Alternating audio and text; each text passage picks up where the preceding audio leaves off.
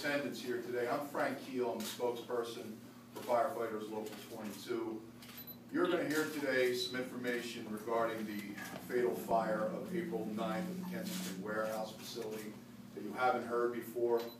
You're going to hear some information that is very damning towards the current leadership of the Philadelphia Fire Department. Information that we believe is just beyond the pale, and mistakes that were made, tactical errors that were made that really need to be addressed in the most severe way possible. With that, I'm going to introduce the President of Firefighters Local 22, Bill Gall. Thank you all for being here.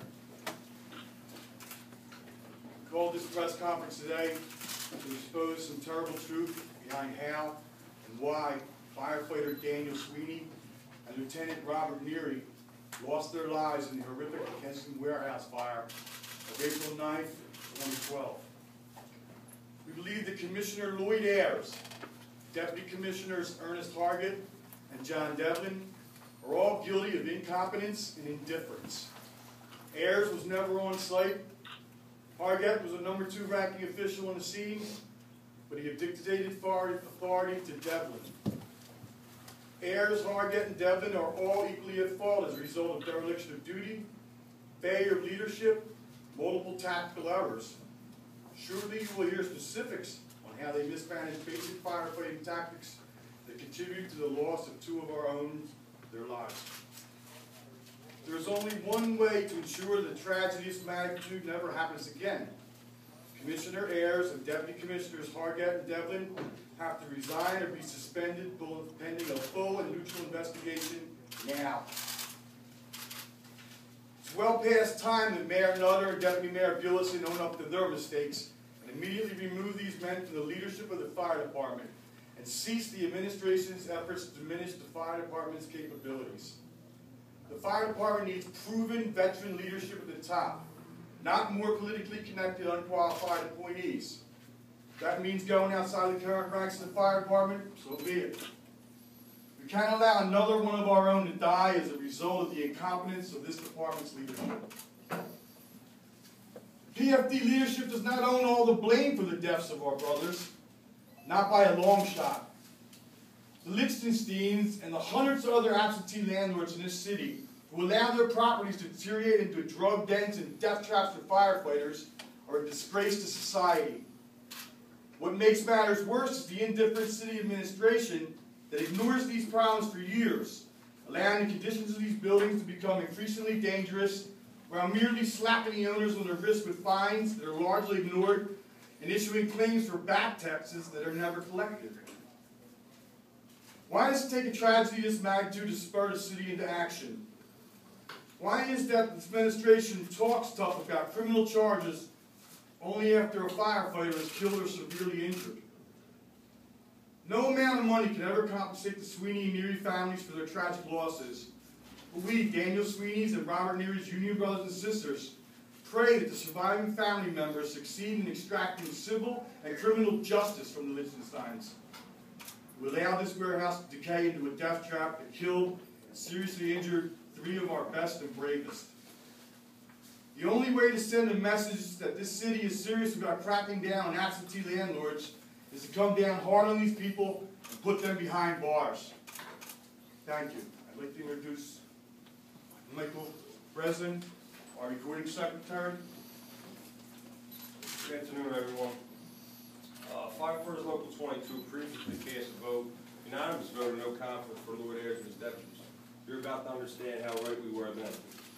Lloyd Ayers didn't respond to the fire until after the deadly collapse and was never the incident commander. Where was he? Why did he willingly advocate authority? What was more pressing than his fire? Likewise, Deputy Commissioner Hargett responded but never took command. Why? How about the fact that he never served in the field as a battalion chief or a deputy chief and is unqualified to lead? The most egregious mistake made by the fire department leadership was never establishing and maintaining a collapse zone. Collapse zone is the area extended horizontally from the base of the wall to 1.5 times the height of the wall. You'll see in the pictures here, you have building partially collapsed. You have a member right now in a collapse zone. There's brick all the way across the street. Doesn't look like any collapse zone established us. There's no barricades, there's no barricades, anything of the sort. You'll even see the actual furniture store is the one-story section where our brothers died, and you have a member on the roof. This is the section of building that came down on the furniture store.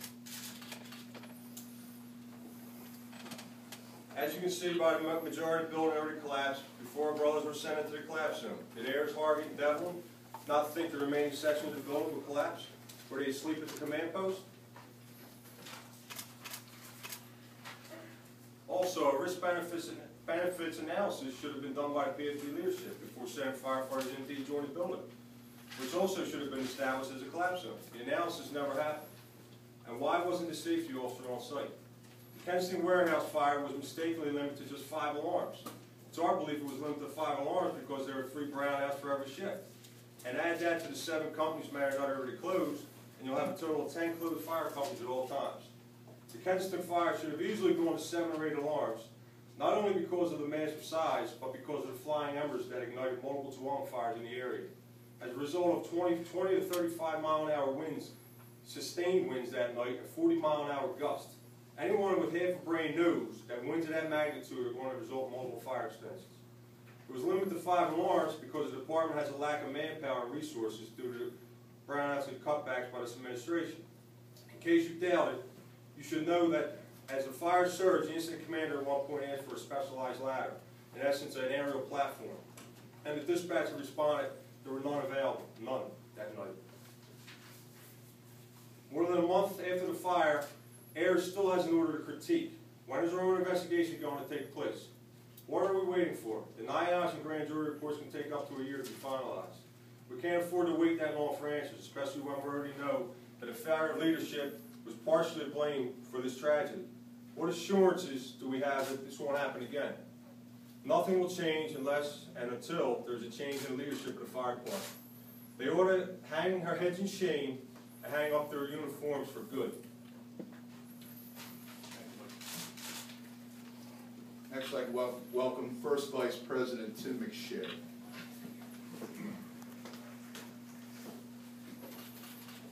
First, I want to acknowledge that we greatly appreciate the members of City Council who supported us and who also showed great sympathy to our members' families. And I also want to thank them for their attentiveness to our issues and the good questions they asked at the budget hearing of the mayor, or the deputy mayor, and Lloyd Ayers concerning the brownouts, where they offered to give the city the money, the fire department, to stop the brownouts. And we're told that they can take the money, that the department will take the money, but they'll decide where it goes to. Well, I'm going to ask City Council today to restore the $5 million that Lloyd Ayers cut from our budget and earmark it for the brownouts. Let's see what they do with it, because they're deadly, and they reduced the manpower in the city, and right now we're down over 300 members. And the reason they don't go to more than 5 alarms is because then they have to start calling people in, and they don't want to do that. And meanwhile, we lose a couple members. Thank you. Now I'd like to introduce Sergeant at Arms Jack Eltman. Good afternoon. Listen, I'm Jack Eltman, Sergeant at Arms, Local 22, but I'm also a firefighter at Engine 7, which is housed with Ladder 10. In Engine 7 and Ladder 10, we work hand in hand together every single day, as well as on the fire grounds. And I knew Bob and Dan, and I consider them my brothers. The same holds true for Pat and Allie, who survived the fire, but whose life will never be the same.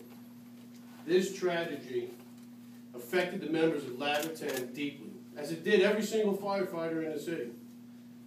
Bob and Dan's deaths have further eroded the already appalling morale in the fire department.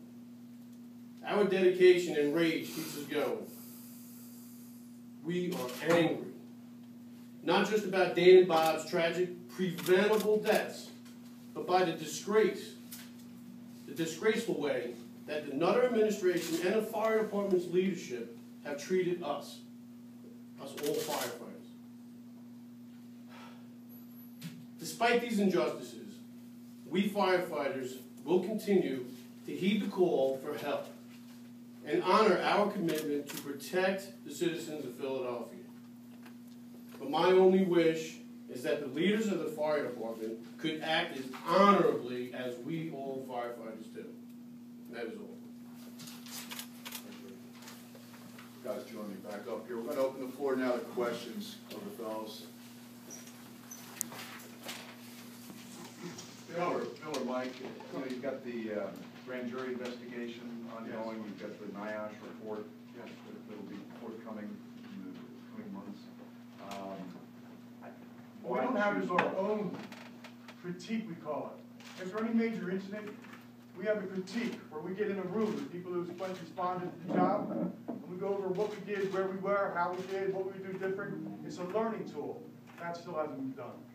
Why the need to come out with this information now? Because there's still information about the victim exchanges that are being gathered. Their attorneys are presumably leveling similar charges against the firefighters, against the city administration to deflect responsibility for the We maintenance. talked about doing this earlier, but we had to let their lawyers gather the data they needed. And we went and we talked to the defendants. We talked to Diane, we talked to both Bob and Dave and Miriam. Go on. Doug, also, we can't allow this to happen again. The mission of this union is to protect the health and safety and welfare of our members. We've had close calls recently, and this is just building up, and now we have 2 deaths. And the longer we wait, you know, to expose this, we got more dead bodies on our hands, dead brothers. Bottom line. And basically, Bill, these pictures in terms of time frame of the fire, all 3 of these pictures show firefighters basically at risk in the collapse zone fighting the fire. They should have been much further back, or at least somewhat further back than where they are, right? This was all. Yes, sir. That man should not have been there. Those 2 should not have been there. That's the building right here. They didn't move the truck for this one. This is what collapsed. If you look closely, you'll actually see a chief officer in the one picture. It's a little blurry, but there's a supervisor. And you got a firefighter on this building, you got a ladder showing firefighters in this building, people inside that building. It's unacceptable. It's one of the basic things of defensive operations in the fire department, is set up a collapse zone. It wasn't done. There's no evidence of it. We talked to members that were there, nothing. And it's the job of the safety officer coming in usually on the second alarm to immediately set a collapse zone and then convey it to the sector commanders to make sure. Well, it's clear. on the second alarm, they dispatch a safety chief. And then on the 3rd alarm, they dispatch an incident safety officer, which will provide, there's no actual operational procedure on it, it shows you all the responsibilities. You'll see it in there time and again. Collapse zone, collapse zone, collapse zone, safety of members, safety of everyone. No command, no control, no communication, it seemed like on the shop. Bill or Mike, should those 4 firefighters or any of the firefighters gone into that furniture building to begin with after the fire was declared under control? In our opinion, they shouldn't have went in there at all. They shouldn't have went in there at all. There's a risk versus benefits analysis, which we talked about. I explained to you earlier, you know, you pull up to a dilapidated dwelling or building that's falling apart and there's a lot of fire, the chief's going to make a decision. We're not sending people in there, but somebody should, hey, there's a homeless guy living there. Okay. The chief may say, all right, well, because we're paid to take risk, you know, for a benefit. So the chief may say, all right, ladder 10, take 2 of your guys, you got 2 minutes. See if you can find anybody, then get out. But this is a case where it's a furniture store. What are we worried about? Some furniture burned? And who is responsible in that scenario for establishing the collapse? Ultimately, the incident commander is responsible for everything. And Incident commander should have been car 1. It wasn't. Our job, firefighter world, it's a chain of command. We're quasi-paramilitary. Every one of us answers to an officer a higher level. Starts at the top. He's responsible for everybody. Chiefs, deputy chiefs, captains, lieutenants, firefighters. Companies answer to lieutenants, answer to chiefs, answer to deputy chiefs, answer to the commissioners. If you look in your media packets, we have another operational procedure there. It's number 19, I believe. It describes the incident command system and how things are broken down as the incident grows in size and delegate authority, command, control, coordination. We're showing no evidence of this. And the only people we talk to, safety didn't communicate with the incident commander, hey, the farmers historic will be in the collapse zone, you might wanna keep everybody out of there.